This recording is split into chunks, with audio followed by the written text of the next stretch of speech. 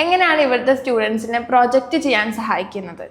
Project support എന്ന് പറയുമ്പോൾ നമ്മളിപ്പോൾ ഇവിടെ 2, 3, 4 ടൈപ്പാണ് പ്രോജക്റ്റ് ചെയ്യിക്കുന്നത്. മൊത്തം 4 തരത്തിലുള്ള പ്രോജക്റ്റ്. അതായത് ഒന്ന് നമ്മൾ HTML-ഉം CSS-ഉം ബൂട്ട്സ്ട്രാപ്പും പഠിപ്പിച്ച് കഴിഞ്ഞ് കഴിഞ്ഞാൽ നമ്മൾ അവരെ കൊണ്ടൊരു പോർട്ട്ഫോളിയോ ക്രിയേറ്റ് ചെയ്യും.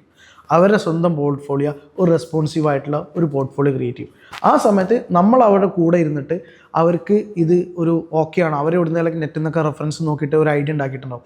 അപ്പോൾ ആ സമയത്ത് ഫാക്കൽറ്റി കൂടി ഇരുന്നിട്ട് അതൊന്ന് വെരിഫൈ ചെയ്യും. ഓക്കെ, ഇവർ പോണ കറക്റ്റ് റൂട്ടാണോ എന്നുള്ളത്.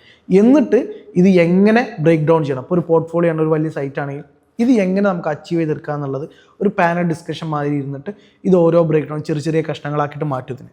എന്നിട്ട് ഇതൊരു തലയ്ക്കെന്ന് അവർ ചെറിയ രീതിയിൽ തുടങ്ങും. എന്നിട്ട് ഇത് കംപ്ലീറ്റ് ചെയ്യാറാണ് പതിവ്. ഈ പോർട്ട്ഫോളിയോൻ്റെ കേസ് അങ്ങനെ എല്ലാ പ്രോജക്റ്റും നമ്മൾ അങ്ങനെ ചെയ്യും. ആദ്യം അവർ പ്രോജക്റ്റ് കണ്ടുപിടിക്കും എന്ത് ചെയ്യണം എന്നുള്ളത്. എന്നിട്ട് ഫാക്കൽറ്റി തമ്മിൽ ഒരു നോക്കി ഡിസ്കസ് ചെയ്തിട്ട് ഒരു ഐഡിയ ഉണ്ടാക്കും. അല്ലെങ്കിൽ ഫാക്കൽറ്റിയുടെ ഭാഗത്തു നിന്ന് സജഷൻസ് കൊടുക്കും. ചിലപ്പോൾ അവരുണ്ടാക്കിയ പ്രോജക്റ്റ് ചെയ്യാൻ പറ്റാത്ത പ്രോജക്റ്റ് ആയിരിക്കും, ചെറിയ പ്രോജക്റ്റ് ആയിരിക്കും. അപ്പോൾ ഇത് പോരാ, ഈ ഒരു പഠിപ്പ് കഴിഞ്ഞിട്ട് ഇത് പോരാ, കുറച്ചും കൂടി ഹൈ എൻഡ് വേണമെന്ന് പറയുമ്പോൾ നമ്മളതിൽ ഫീച്ചേഴ്സ് ആഡ് ചെയ്യും, അല്ലെങ്കിൽ പുതിയ സജഷൻസ് കൊടുക്കും. പിന്നെ റെസ്പോൺസീവ് വ്യൂ, ഈ കാര്യങ്ങളെല്ലാം നമ്മൾ നോക്കിയിട്ട് ഇതെല്ലാം അവരെ കൊണ്ട് നമ്മൾ ചെയ്യിക്കുകയാണ് ചെയ്യുന്നത്. പിന്നെ ഘട്ടമായിട്ട് ഇപ്പോൾ ഒരു പ്രോജക്റ്റ് നമ്മൾ തുടങ്ങുകയാണെങ്കിൽ ചിലപ്പോൾ ഒരു മാസം എടുക്കും. ഫസ്റ്റത്തെ പ്രോജക്റ്റ് ഒരു MERN സ്റ്റാക്സിൻ്റെ ഒരു പ്രോജക്റ്റ് ചെയ്യുമ്പോൾ ഇനി എന്തൊക്കെ ചെയ്യുകയാണെങ്കിലും ഏറ്റവും നല്ല പ്രോജക്റ്റ് അല്ലെങ്കിൽ ഒരു 3 ആഴ്ച 2 ആഴ്ച എങ്ങനെയും പിടിക്കും.